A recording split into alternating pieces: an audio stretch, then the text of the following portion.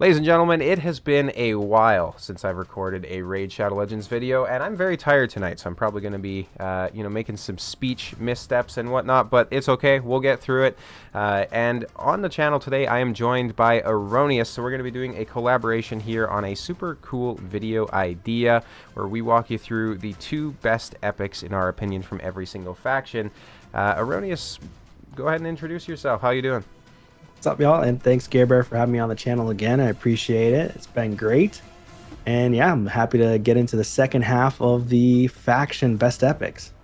Yes, good call out. So first part of this little video series that we're doing is going to be on his channel, which will be linked down below, or if you click his username in the title card on YouTube, it'll take you there. So on his channel, we covered everything from the Banner Lords to the Orcs. On this channel, we're going to be covering the Demon Spawn to the Sylvan Watchers. And then another quick call out as well, so he doesn't really have time to pick and choose and really think about this, so he's kind of just got to go spur of the moment, what feels right, what champions he's used the most, etc. I had time to think down and and ha and really consider which options I think were the best from every single faction, so it'll be very cool to see how our picks line up. Certainly I'll go ahead and take the first pick. I'm the host, you got the first pick on your video as well, so I think it's fair. A lot of decent champions inside the demon spawn, but not a lot of incredibly good champions. I'm gonna go out real quick and just adjust my in-game audio, because I have a feeling that it's like blasting people's ears right now since I had to turn up your intake. So let's do that real quick. Hopefully we're good now. So yeah, demon spawn. My first pick is actually going to be Skimfos. So Skimfos the Consumed. This guy is, in my opinion, insanely good. He's got an A1 with a decreased speed, as well as a potential turn meter steal. He's got an AoE decrease attack, and then transfers all debuffs. So basically everything except hard CC from everybody else to him. And then finally on his A3, he transfers all debuffs from him to an enemy, then attacks them and steals 100% of their turn meter if it's critical, which if you build him with 100% crit rate, it's going to be, because he's a void. He has a pretty decent passive too, where he heals himself based on any debuffs he has, and then if he's under 4 more debuffs, he's actually bringing himself his own increased attack and crit damage as well. So he's pretty crazy. What do you think about him? I think he's pretty insane. Skimfos, definitely one of the stronger heroes, especially for PvE. Decreased attack, massive, and then transferring all debuffs except the CCs. Again, soft debuffs transferring over, which is fine. But decreased attack is very strong for wave content, and then transferring all debuffs from this champion to a target enemy, also very strong. He can actually work really well in the current rotation of Doom Tower, which is for the spider. So if you go into the Doom Tower, right now we've got, what's the spider's name? Nether Spider. You can actually transfer a lot of the debuffs that the Nether Spider places back onto the spider, which is helpful. Is he the best there? No, it's definitely going to be Geomancer, but he's definitely extremely powerful for that boss. But in terms of epics, who do I have as one of my picks? I don't think it was going to be him first. I think I was going to choose Umbral Enchantress. Okay. So Umbral, still a really strong champion. Great for Magma Boss, because she has a 2-turn provoke with an unkillable, so she can be one of the better champions on your account for that. And then also great for PvP early and mid game, some late game, but mainly for early and mid game. She also has a block buffs on all enemies on 100% chance, and since she's void, it's 3-turn block debuffs, or block buffs rather. And so 3 turns is a long time, so she'll get back around to this ability since it's on a 3-turn cooldown. And then for the A1, it's just attacks one enemy, so that's really not doing much. But the main focus is the provoke, which is also great for Hydra for 2 turns on one of the heads there, and to make sure he doesn't basically remove all debuffs from the other heads, and then make sure that the head that can place the cloud, the poison cloud, or the cloud in general on all the team, doesn't go on there. So block buffs, 3 turns, provokes, 2 turns. Amazing. I think she's solid. 100%. Yeah, she's a great option, certainly for like all levels of account. And I think it's pretty well known by this point, but with her A3, the downside to it is the block active skills, obviously, where she's locking herself out after, but that can just be blocked with Stone Skin. So if you have her even in one turn of Stone Skin, she then doesn't place that on herself, which is pretty cool. You know, I wish the descriptions were a little bit more accurate on some of the skills we have in the game, where it's like if it can't be blocked or resisted, that it would actually be true. But yeah, you can use Stone Skin to alleviate that. My second pick for Demon Spawn, I think, is probably going to be a contender for your pick as well, but it's going to be Magnar. This guy is sensational. He was one of the epics that we had to go for a fusion back in the day. I don't remember which fusion, but I decided to get the epic instead of the fusion, and I honestly don't really regret it. He's so incredibly good. He's got a decreased defense on the A1. He's got a double hitter if they're not under HP burn, so essentially you don't want HP burns on the enemies, and he's going to absolutely slam them. And then he's got a massive slam on the A3 as well. He's one of the hardest hitting HP based damage dealers in the entire game, and he's an epic champion, so certainly makes it a little bit more accessible, because you can get empowerments for him a lot easier, and certainly you can get awakenings for him a lot easier as well. So he's pretty cool. What are your thoughts? Yeah, he's definitely an insane epic champion. I think he's phenomenal. Pure DPS, great for utility as well, although I've never built him, but so I can't really say for sure, like from my perspective fully. Yeah, I've watched a lot of videos and he does do crazy damage. I just never personally built him, but I know he would be insane even for faction wars if you want to build him, because you don't have another strong DPS. Definitely go with Magnar for sure. And then in terms of my pick, was a little bit different. It's actually Achak. So okay. Achak is solid for all content for PvE. He's decent for PvP, but mainly for PvE. Block debuffs on all allies for 1 turn, and a strengthen on a 4-turn cooldown. It is a long cooldown. I wish it was 3-turn, but he is an epic, and he does have a A3 that also attacks on enemies. 75 or 70% chance books out to a 90% chance of placing a freeze debuff for 1 turn on enemies whose attacks higher than their defense, and a 70% chance of placing an HP burn debuff on enemies whose defense is equal to or higher than their attack. So on defense-based champions, very strong. Obviously for early mid-game, this ability could work on Stone Skin. So if they have a defense nuker like Marius, then you know, obviously early game most people aren't going to have Marius, but if you have a defense nuker engine and maybe they'll have a Grush the Mangler, then you can put this on. Most likely they're going to have Stone Skin in Arena. If not, then it just places the HP burn or freeze potentially. And it's on a 3-turn cooldown, which is not bad. And then the passive heals all allies by 5% of their max HP every time an enemy under HP burn gets a turn. So the great against Spider and for all normal mode of Spider. And then falls off for the hard mode Spider a little bit, but he's still decent with the block debuffs against hard mode Spider. And then fills the turn meter of all allies by 10% every time an enemy under a freeze gets a turn. And then A1, 30% chance of decreasing the duration of a random buff on the target if they're under HP burn, and also has a 30% chance of decreasing the target's turn meter by 15% if they're under a freeze. So he has good synergy with the aura of 25% defense as well. I think he's pretty solid. I do use him in Curse City hard mode in a few different teams in Soul Cross. I definitely think he's pretty solid as well. Kind of like you alluded to, like the really only thing that stands between him and greatness is just the cooldowns. Like it's kind of the worst of both worlds, because we're getting a 1-turn block debuffs, and then it's on a 4-turn cooldown. So it's like, you know, if you're really looking for that in his kit, just use Marked, who's a rare, and she'll do like basically that but better. But yeah, the rest of his kit is super unique. I remember back in the day there was some compositions with him inside like the normal Spider, and you just speed farm it essentially because of his freeze, right? Which was pretty cool. Oh yeah. Yeah, the only thing that's kind of a shame with that as well is that best case scenario it's like a 95% land rate, which is a bit by today's standards, right. Especially when you have somebody like a ninja so accessible or whatnot. But he is an epic, right? Like he's still fantastic for an epic, certainly. And he's got his toes out, so if you're one of the people that are into that, there you go. that's an option for you. Not my pick though, but in terms of Demon Spawn, there's certainly a lot of decent options here, so I wasn't surprised to see, you know, not too much overlap there from us. It's always, like I say, it's cool to see essentially just a difference of picks, certainly, between somebody who had time to like sit down and think about it versus just like kind of off the cusp. So I think that's what made this such a great video idea, certainly. Moving on to the Undead Hordes. I believe that was both picks for us from the Demon Spawn, right? Yeah, you had Umbral and Achak. So Undead Hordes, I'm looking at Seeker as my first pick. Now, this guy has a lot.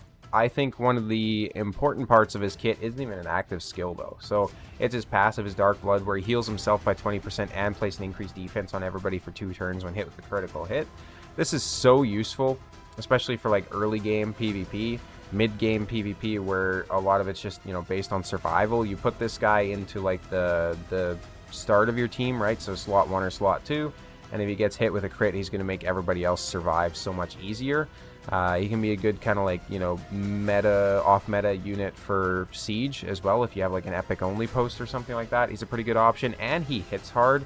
Plus he brings CC on the A1, extra turn, increased attack on the A2 with a turn meter boost, so he can be your turn meter booster as well. Like you go like a High Katoon into him, into your nuker, right? Fantastic options. He's very fast as well. What are your thoughts? Yeah, 103 speed. He is pretty phenomenal. He is one of my picks. Okay. Seeker, I use him in Clan Boss still, kind of going off of previous video on my channel. So if you check that out, there's other Clan Boss champions that I picked in previous factions. But yeah, great for Clan Boss for speed, and then increased defense if for some reason there is, I think he has to take a certain amount of damage. Heals its champion by 20% HP, places an increased defense buff on all allies for 2 turns when hit with a critical. So it doesn't even need to take damage, it just needs to be hit with a critical. And increase ally defense in all in arena battles, which is nice too. Provoke on the A1, good for Magma Boss, good for Hydra. Filling turn meters and increased attack grants an extra turn on a 3-turn, effectively making it a 2-turn. Yeah, pretty phenomenal champion, if I do say so myself. In terms of the second champion, somewhat of a toss-up, but I'm going to probably go with Vogoth for the second one, just because he's got crazy good healing. So when he's attacked, heals all allies by 50% of the damage received, and only heals by 25% of the damage received if hit by a boss. So in Hydra, he's not insane in Hydra, but he does have a provoke for Hydra, which is nice. And also a chance of placing decreased attack for 2 turns on targets who receive a provoke. So I wish the decreased attack just landed, regardless of provoke or not. He's very strong for early game, mid game PvE, for survivability from taking a big nuke. And then the triple hitter on the A1, chance of extending the duration of a random debuff on the target by 1 turn is very strong. He is very strong for, as well, the Iron Twins, and as well as Bommel.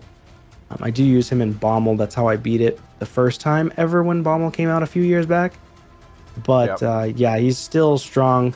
There are people like, for example, Sheeny, who was trying to do a little bit of a cheese strat when he came back to the game for PvP against Marius, because obviously he's pretty tanky and he could try to soak up a triple Marius hit. But overall, he's great for progression. And he also places leech as well. 100%. Yeah, a lot of survivability coming from this guy.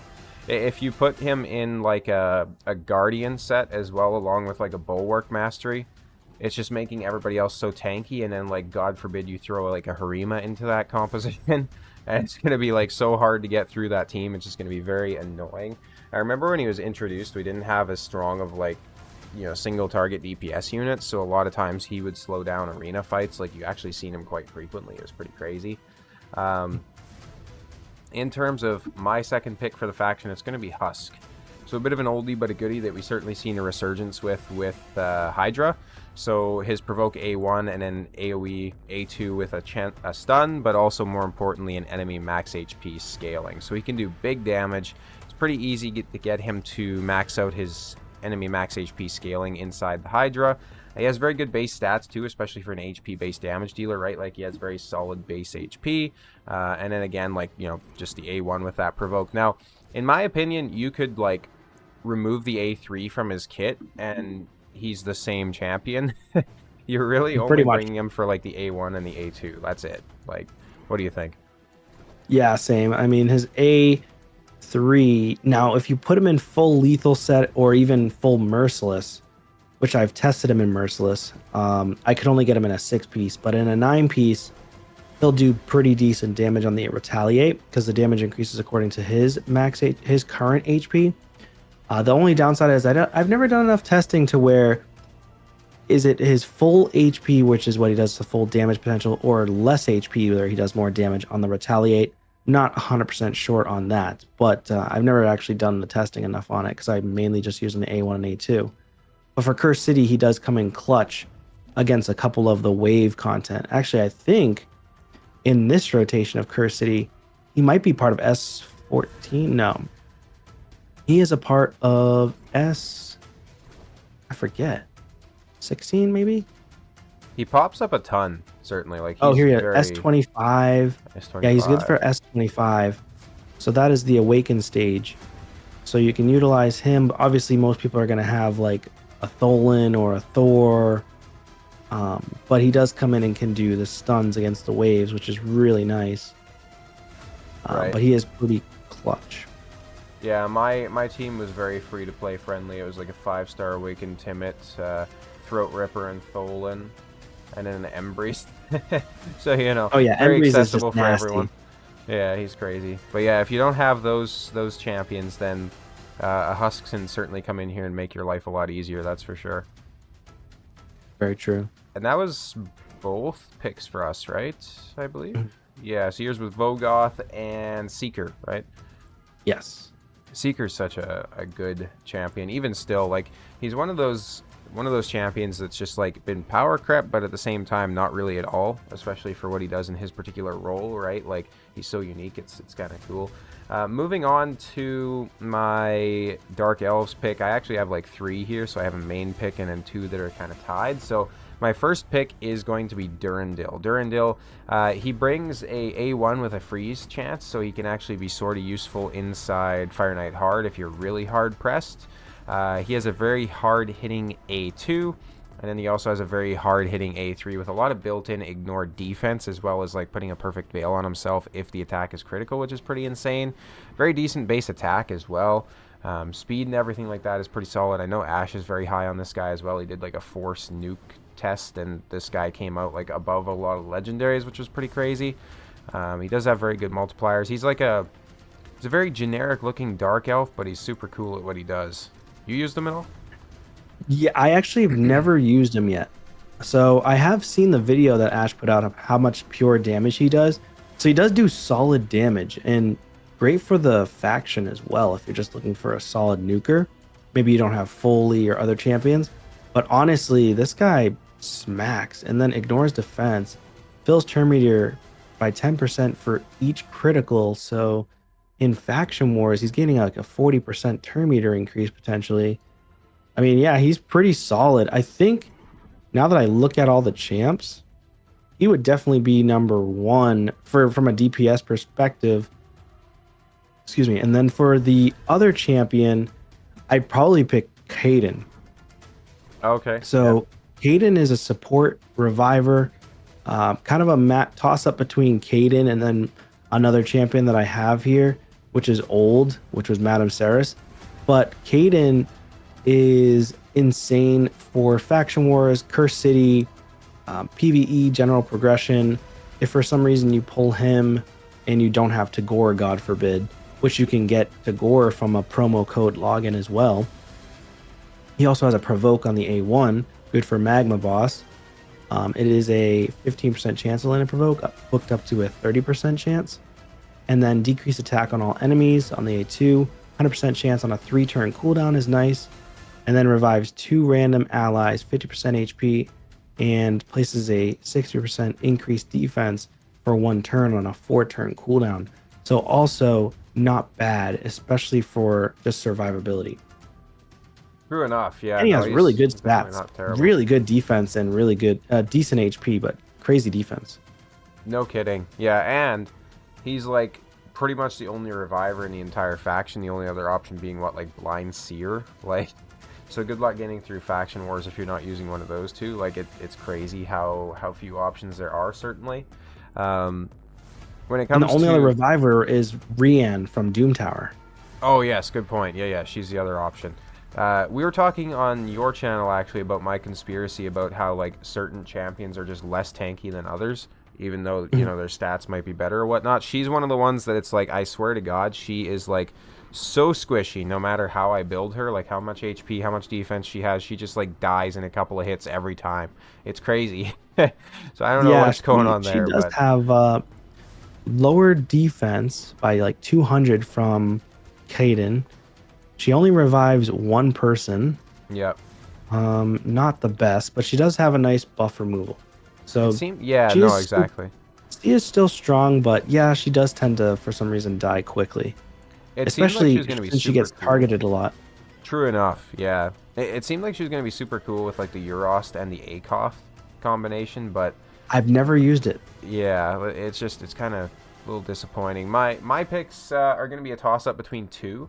So the first one is going to be Sylar. Fantastic unit, AoE A1. She's got a decreased accuracy A2 and then an A3 with a decreased speed, as well as a massive turn meter depletion of 40%.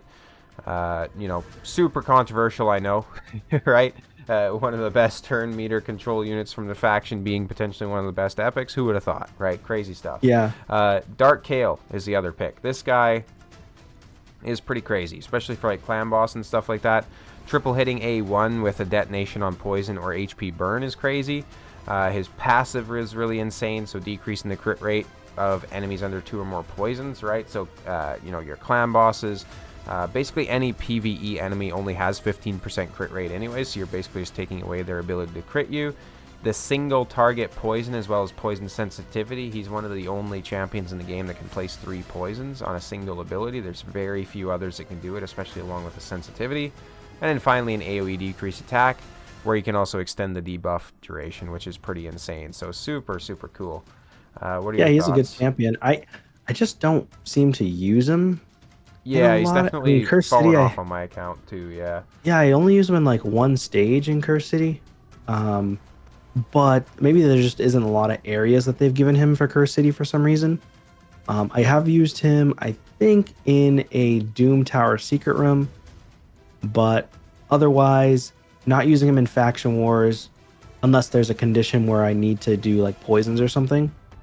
But yeah, that's pretty much it. Well, you could use him in Amius to try to do the poison detonation, but I don't think he's strong enough for most people, especially if they're early game, maybe for normal Amius mode.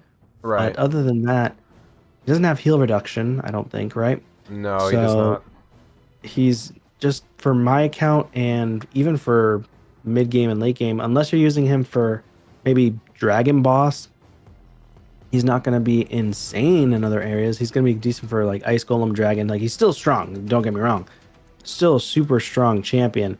Just for my account, I don't have a ton of places I'm using him at right now. Yeah, no, that's definitely true. Like, if you have really strong poisoners, he's not going to be fantastic. But if you don't have that, right? Like, for example, I use Fane in Clan Boss instead of him because she brings a lot of the same stuff. But if you don't have those options, he can definitely be a nice way to fill that gap, certainly. And, I mean, he's not incredibly tanky either, which is kind of a letdown. So, you know, he's going to take a hit and sit down, unfortunately, instead of be able to push through it with somebody like a Venom Mage or something like that, so he can't necessarily solo content either, which is kind of but it is what it is, I suppose. He's still pretty okay. That you picked 2 from this as well, right? So yes, Caden and Madame. Yes. Nice. All right, so moving on to the Knights Revenant, where we have some interesting ones. So my first pick, I'm actually going to go ahead and pick Sabbatha. She looks absolutely fantastic in my opinion.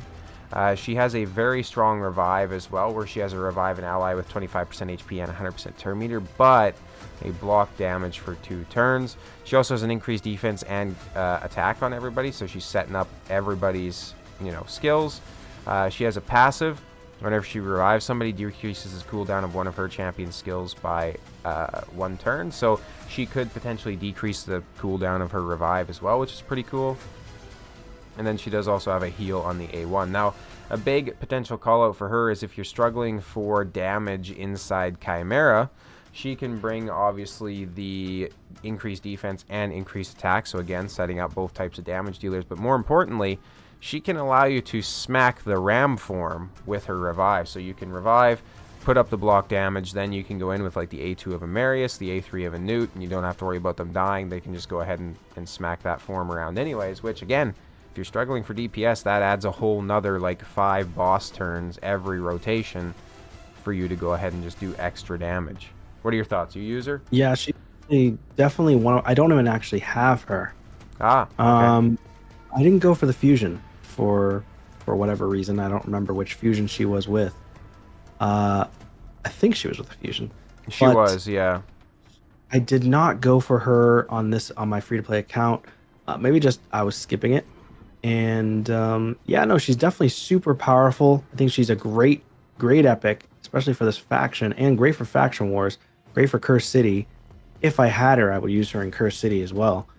But for me, the other pick that I would use, and like there's a lot of good supports. There's a really good mix of supports and damage dealers in this faction.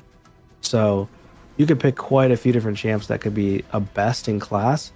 But for me, who I still use to this day, Skullcrown. And that's because she smacks with the A2 and smacks with the A1. On the A1, places an extra hit if the target has more than 50% HP. Against wave content, especially for hard faction wars, I had to tone down her DPS with gear because she was doing too much damage for specific conditions. So I had to remove gear from her, and she was still hitting hard and clearing waves. And then unkillable on herself every time her HP drops below 20% on a 4-turn cooldown, so she'll get it back very quickly. Now, you could potentially put her in a Merciless 4-piece as well as Lethal, and she'll get her abilities back fast. Also, the reset on her passive, I think, will come back faster. I believe. I don't know if it actually works on the passive with the Merciless, but if it only works on active skills, she'll get her A2 back quickly at least. And then for another passive, she has revives this champion with 30% HP, only available when Sinesh is on the same team. And then arena battle aura of speed by 23%. So she's really strong. I used to use her in a blender team for arena back in the day, and she was disgusting. Still use her in my campaign, nightmare, and brutal teams. I do use her in all of the Curse City stages that I can use her in that allows it. And then for Faction War Hard Mode, disgusting. So still super strong everywhere for my account. What do you think? She's I'd say she's definitely one of my favorites as well. From like the Wicked Sisters or the Twisted Sisters, her and Sinesha.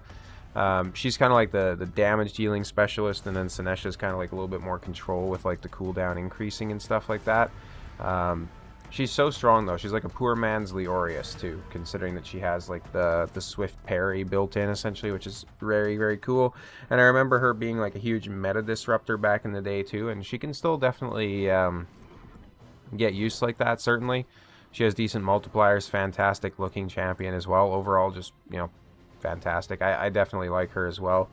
My second pick though is going to be Rector Drath. I'm kind of a sucker for good supports. Another one of those actually that's like indescribably, whatever the word is, less tanky than she should be as far as my theory goes.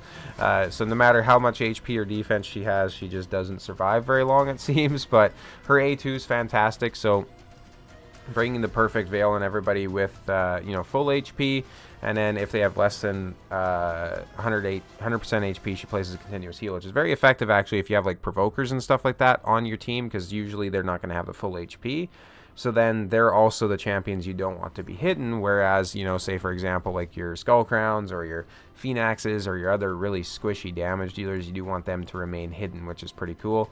I remember back in the day, you know, back in my day, when she was first introduced, she was so slow because she would do this like really stupid animation every time somebody would go to take a turn, so it would like literally double the speed, or like double how long it took for your runs to complete. But they fixed that, so now she's just a really good support, decreased attack on the A1, very solid revive as well. Were you using her since the start? Did you experience that where she'd like, you know? Yes, she had slow animations, and then once she fixed it, it did make the gameplay a little bit more smooth, which was nice. I used her in Bommel as my original clear. I used all supports when I first ever cleared Bommel, and she was part of one of the supports. Her, as well as Sylvan Drakes, as well as a couple others with like the mastery of not Hell Smasher, War Master, and yeah, it ended up working. God forbid, but then I used it once I got Vogoth, double Vogoth. I used her with double Vogoth and Geo, and it ended up working out great. Okay, yep, fair enough. And yeah, she does bring that resistance and Doom Tower by 55 as well, which is certainly not something that you can overstate the usefulness of, that's for sure. Moving on to the Dwarves, I would say with the exception of like maybe 4 or 5 champions here, all of them are pretty damn good. You know, not really looking at anyone in particular, but Beardal and Ragnar kind of suck, in my opinion. Everybody else Agreed. is pretty good, though.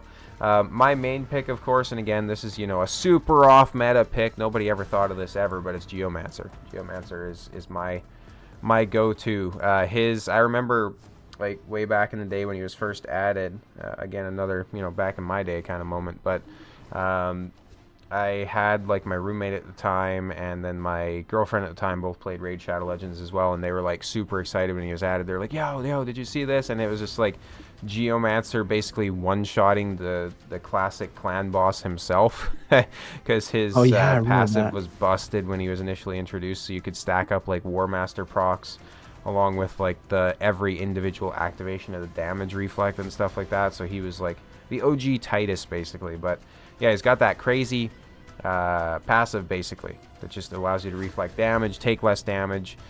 He still gets a lot of use on my account, and I actually have 2 of him built, even though I haven't only ever used 1. But he's super good for Iron Twins as well, because excuse me, how much damage they do to you, and then him being able to reflect that is pretty cool. What are your thoughts? What do you think? Yeah, no, this guy's amazing. I don't know if you heard me, but I lost it, like disconnected for a second. But yeah, I don't know what happened.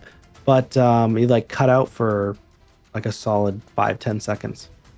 But yeah, no, Geomancer is phenomenal. I think that his main ability with the fully depleting turn meter and then placing the HP burn so that the bosses do damage to you, basically killing themselves.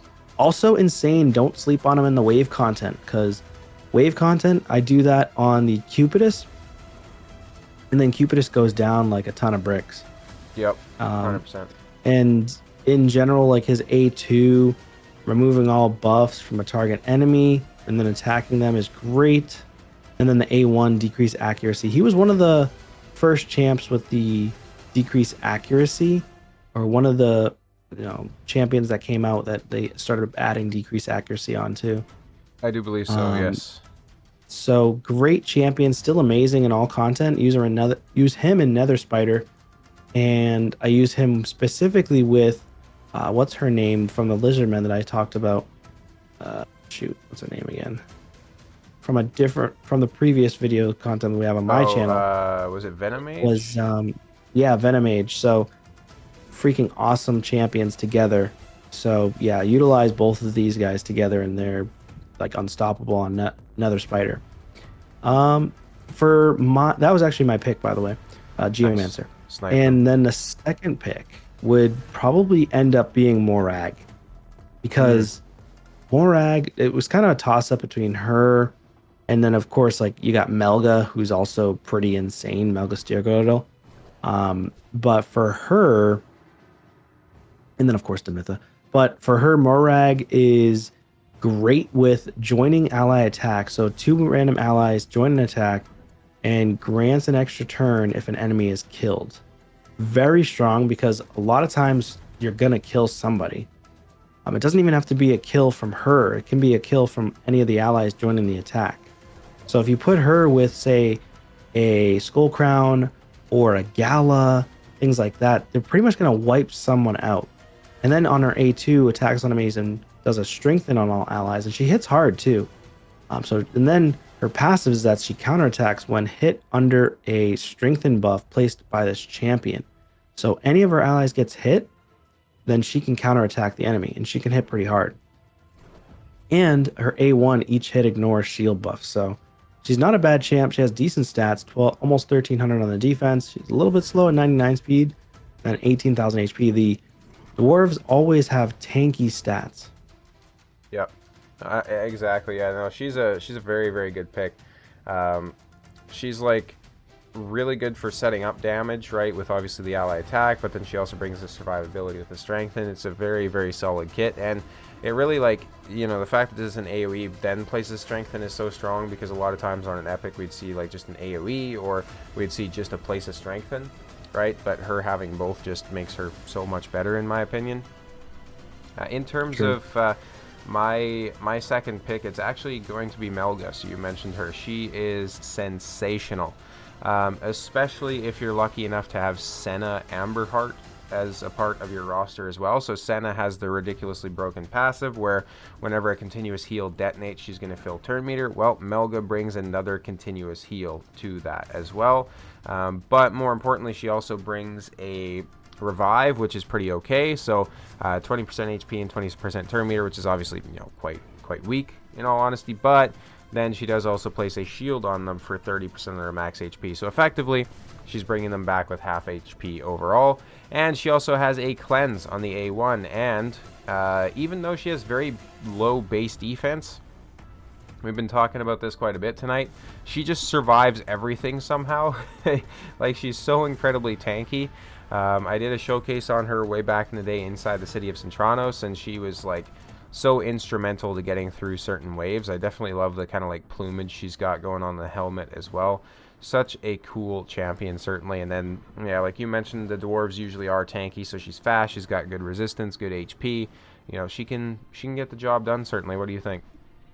No, she's phenomenal. I utilize her in the current rotation of Curse City. So she's been utilized for me, I think, in multiple stages of Curse City hard mode.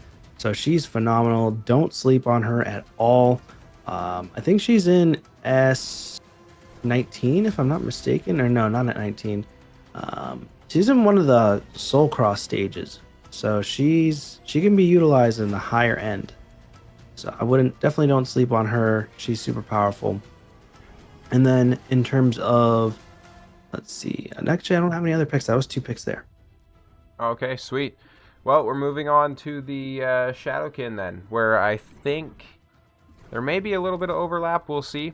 Shadowkin is one of those faction where it's like everybody is, you know, pretty good, but there's certainly some that stand out. So my standout pick is going to be Kinagashi, the only reviver in the entire faction, even still to this day. For some reason, who knows why? I don't know. It's crazy. But she's got an A1 turn meter decrease, which is very useful, especially against the boss. A2 ally attack, so very similar to like the Morag we were just talking about. And then a single target revive there with the HP and good turn meter, as well as an increased defense on her A3, which is cool. And then I absolutely love the way she looks. Like, she's pretty sleek, so like, you know, not an incredibly bulky character model or anything like that, but she's still got a lot going on in terms of design, which is like a really good combination in my opinion. A lot of times you'll see like, you know, some of these more sleek champions that just don't really have a whole lot going on. Like, I'm trying to find an example, like maybe a Umatogi or something like that from this faction, or Chinoru. Exactly, yeah. And I can't even find her now that I'm trying to. There she is, yeah, Chinoru.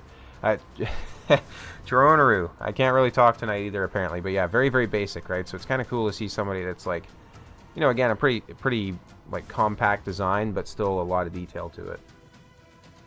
Yeah, she's fantastic. That's definitely was my first pick. And then for my second pick, I would go with, there's a kind of a toss-up, but both of them are great in their own right.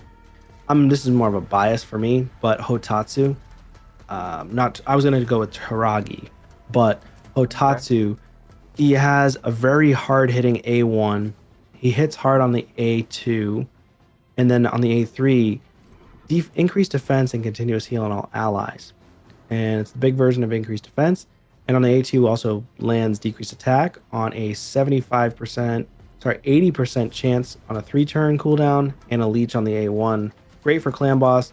Also, you could try to make him your stun target, for clan boss, and he'll remove the debuff before he takes a turn.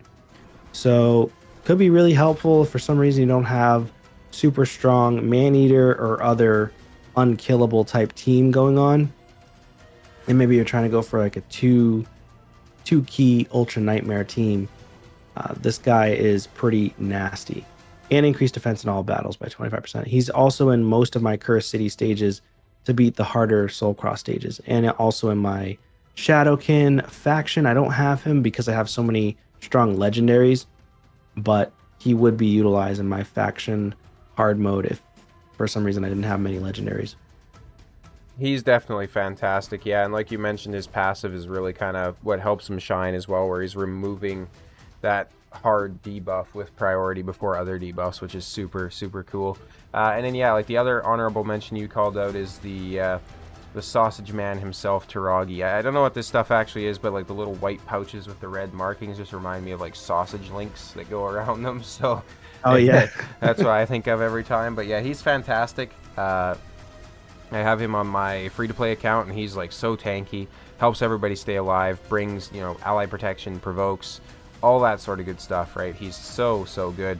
And then he also has a chance of placing the poison, so there's a lot of people that actually use him to solo like the Scarab or Bommel even. You just build him with resistance, he brings himself heals, he brings himself shields, I believe, as well on the A3. Such a good unit, right? Like he just enables so much content and helps make faction wars a lot easier for you as well. And then certainly clan boss as well with all those poisons coming in too.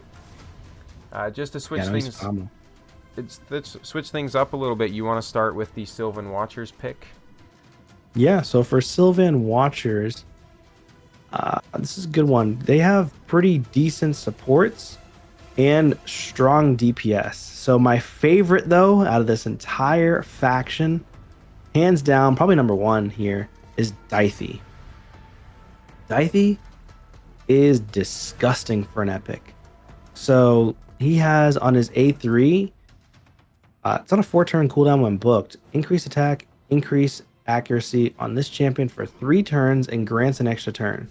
So then you build him in a lethal set, or maybe Merciless would be better, but attacks all enemies, has a 75% chance of placing a decreased defense for 2 turns, and grants another extra turn if the 60% decreased defense debuff is placed on all enemies by the skill. It books out to 100% chance to land.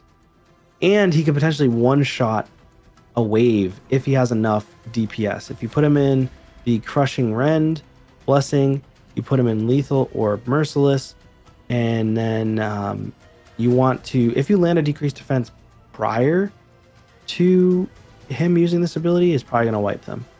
And then the A1, 50% chance to remove a random buff from the target, and also a 10% chance of granting an extra turn, and that chance boosts to 20%. So you'd be surprised. He takes a lot of extra turns. That's why 9-piece Merciless would be insane on him, especially for hard mode faction wars. He's probably one of the strongest DPS. If you don't have super powerful legendaries like Naias. Actually, yeah, Ileal's in here. And then Naias and Nell and Arbias, who are insane, but this is epic. So Dythy is, I believe, undoubtedly the best nuker epic in this faction.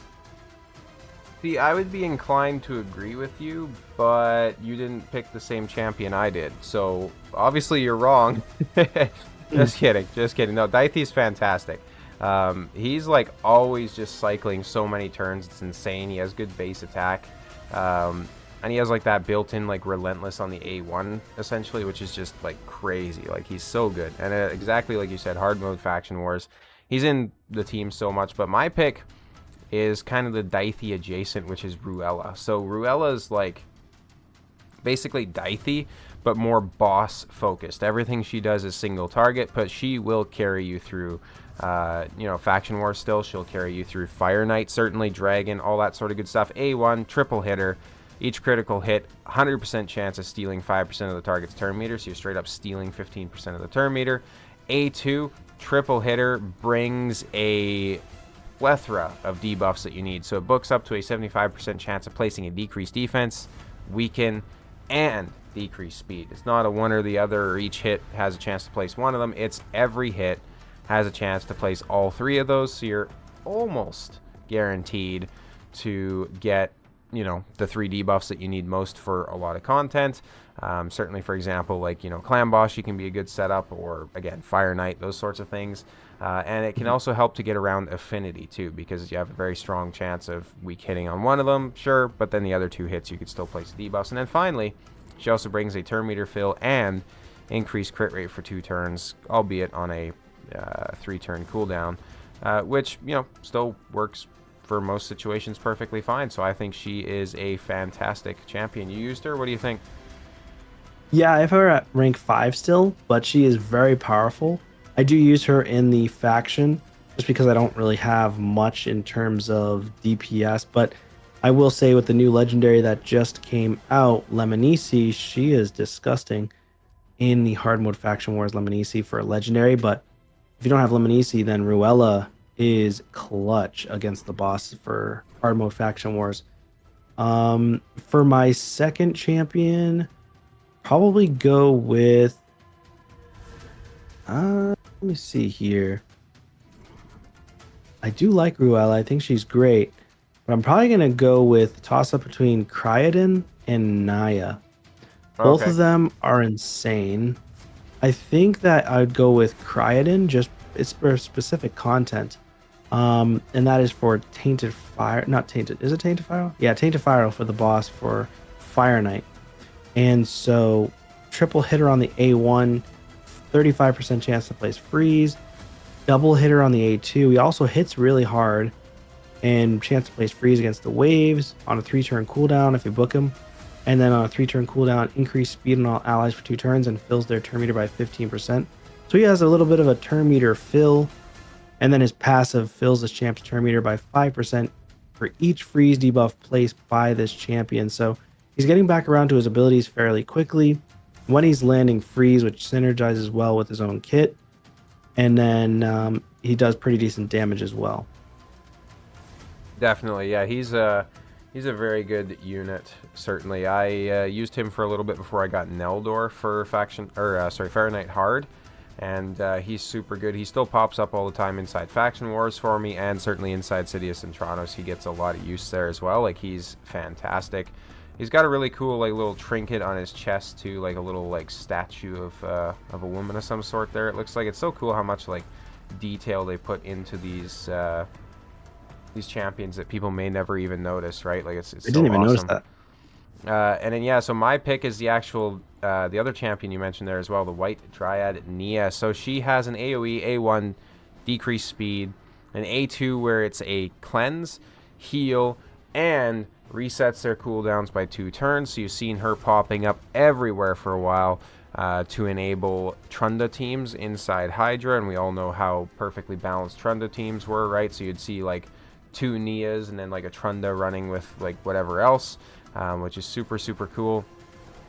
And then she has an ally protection and a strengthen on the A3. And another big thing with her too is obviously her broad roots passive is really good, but more so her A1, since it's an AoE, you can run her inside provoke sets, stun sets, daze sets, any sort of like CC set, and she's going to be really good at placing that along with a decreased speed. So you could actually kind of like pseudo use her as a provoker inside Hydra as well if you run her in the provoke set, which is cool. Or of course throw in her curse set and you're going to get Hex out there very consistently as well. So she has a lot of potential capabilities, and you could certainly use her inside like a Titus team or something like that, especially if you're okay manualing it, right? Since you can get those cooldown resets, you can either use it on the Wixwell to get the shield grow happening more, or you could use it on the Titus to use his A2, it is, I believe, that's the big smack, and get more damage out there as well. So she's certainly fantastic. Very unique and cool looking character design as well. Like, you don't really see much like this, right? No, she's pretty amazing. I think overall she was setting up the Yannicka team in the day. Oh yes, yeah, Emic, that too. Emic, Wixwell, Yannicka back then when I was hitting my 17 billion points. Now I can't do that. But it's close. I mean, I can hit around, I don't know, 4, 5, 6 billion right now until I get better gear on my Titus. But this team was, I feel like, a lot easier to, well, maybe it wasn't easier to set up, but it was a lot more damage, I think, overall.